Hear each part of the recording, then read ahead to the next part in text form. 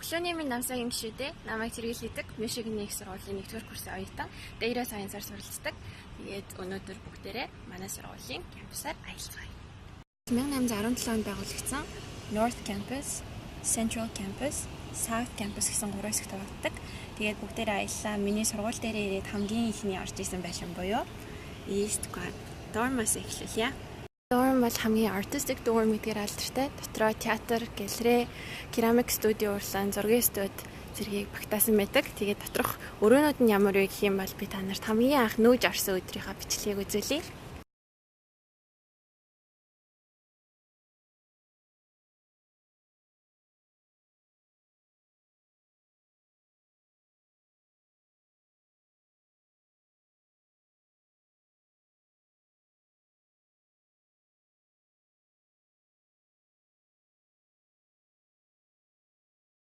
Энэ орчоор гараад яг манай сургуулийн даяг буюу төв хэсэг нь эхэлдэг. Тэгээд нэг цуу яриа байдаг нь юу гэхээр энэ доор үнсэлцэх юм бол шүн нүн үнсэлцэх юм бол тэр хүнтэйгээ гэрэлдэг гэж үздэг. Тэгэхээр та харж явж байгаа хүний авчрахыг болох юм шүү.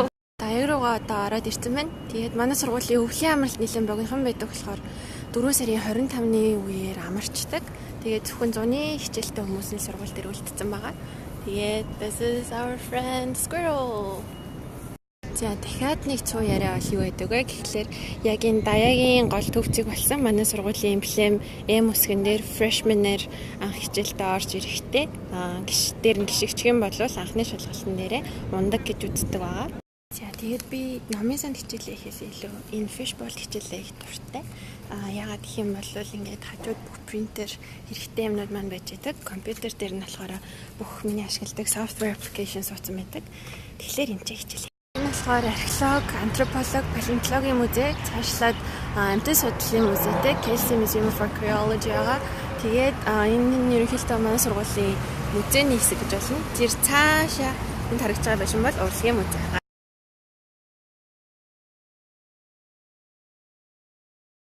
Bell Tower-ийн өөдөөс хараад манай сургуулийн Michigan League байдаг. Union-ыг эрэгтэйчүүдэд зориулж барьж исэн бол харин League-ийг эмэгтэйчүүдэд зориулж барьсан байгаа. Michigan-ийн алдартай Lockhart-д орж ирсэн байна. 1859 онд байгуулагдсан. Тэгээд анх байгуулагдсан цагаас эхлээд admission заавал high class privileged хүмүүст гэлгүй бүх нийтэд нээлттэй болгосон анхны хуулийн сургуулиудын нэг юм аа.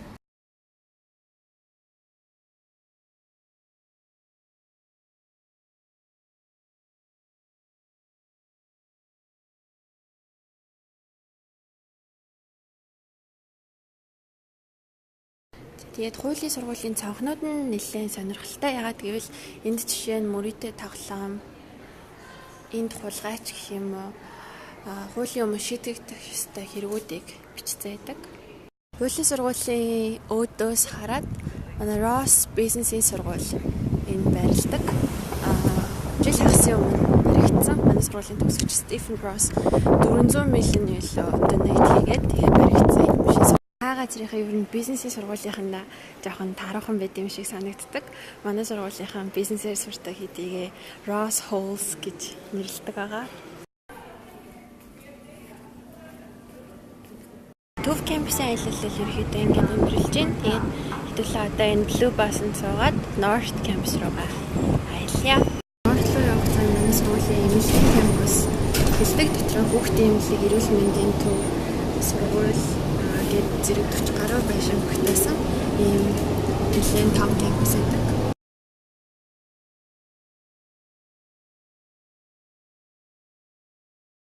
North Campus дээр ирээд хамгийн түрүүнд нүдэнд тусдаг юм бол ийм олон улсын төвөөс Монгол улсын төвийг харах байдаг. Тэгээд энэ төвийг манай сургуулийн төгсөгч та нар сториг нүүсэн баг Santa Barbara-гийн цацралэгч өлөгөд их хувь нэмэр оруулсан.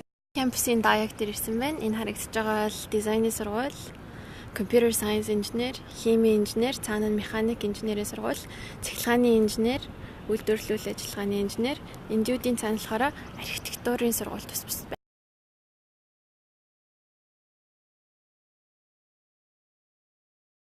Тэгээд North Campus ирснийх манай сургууль дараа намраас нийтдээ 10-аад оюут үлдэж байгаа. Тэдний хамгийн мундаг төлөөлөл болсон Electrical Engineering-ийн PhD хамгаалж байгаа Цэгэрт уулзаж бүгдээ офисын үзье. Electrical engineering-ийн building руу орж ирсэн байна. Сайн байна намайг Цэнгүү гэдэг Michigan-ийн сургуулийн electrical engineering чиглэлээр PhD-гээр суралцдаг. MCO-гийн Michigan салбарын хэрэглэж ажиллаж байгаа. За энэ lab story-г LNF буюу Learn Nano Fabrication Facility гэдэг. Тэгээд micro болон nano төхөөрөмжүүд гэж байгаа. Phoenix Gandhi одоо яг ийм дээр ажиллаж байгаа. Энэ яг үгээр одоо 31-ээс 30 ширхэг химийн элементүүд хурцтай байцснаар агаас байгаа. Тэднийг бүгднийг ингэж боловсруулж аваад тэгээд холногоо байгаа юм нэг салгаж аваад тэгээд энэ ямар элемент гэдгээр ингэж таньдаг ийм том систем. Тийм гэдэг нь болохоор металл депозит гэж одоо маш нэмгийн металл ингэж одоо газар дээр боловсруулж шийддэг юм аа. Тэгээд энэ нөгөө нэг түүний зурнуудад байсан электроникийн металлуудыг энэгээр хийдэг.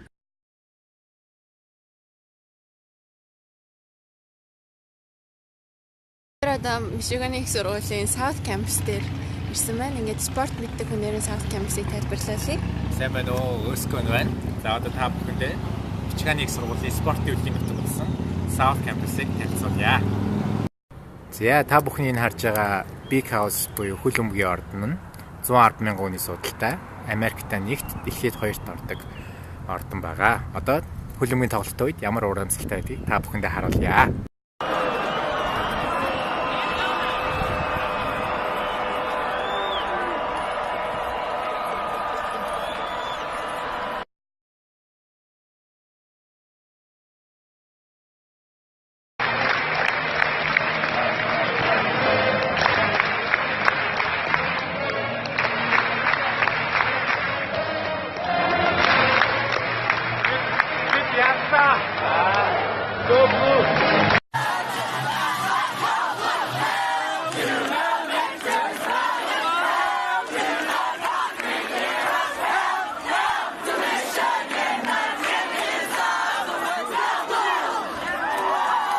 Дараагийн зохиол Хил Өжичүн 1913 онд баригдсан акустик дууралтаараа дэлхийд танигдсан. Тэгээд энэ доор харагдаж байгаа тайзан дээр олон улсын алдартай филармони оркеструуд жил болгон ирж тоглодог.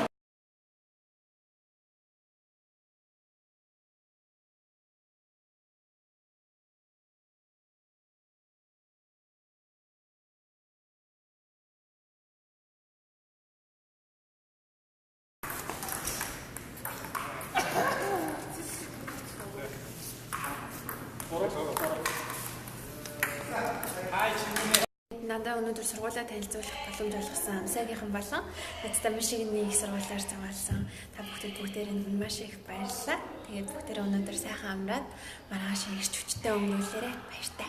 Go Blue.